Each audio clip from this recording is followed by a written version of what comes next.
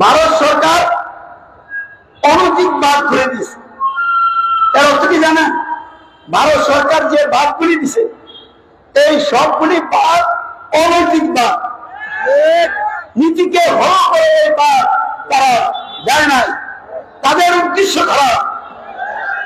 তারা খরা মৌসুমে বাংলাদেশকে পানি দিবে না, তারা বাঁধ দিয়ে পানি তাদের দেশে তাদের জনগণের জন্য ব্যবহার করবে। নদীতে সকলের অধিকার আছে, বাংলাদেশের মানুষের অধিকারকে বাদ দিয়ে নষ্ট করা হয়েছে।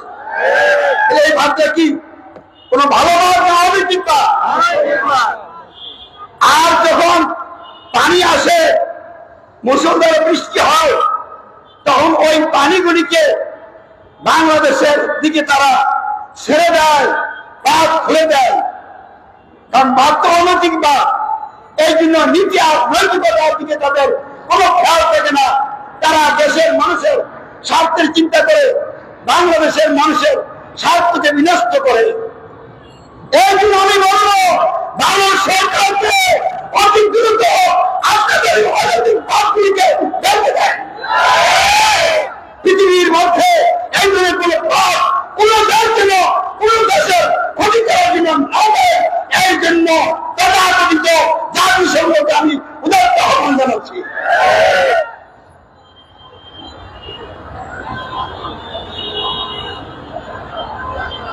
তাহলে তারা আমাদের পানির ইচ্ছা আটকায় রাখে, আর নদী দিয়ে পানি সাগরে চলে যাবে।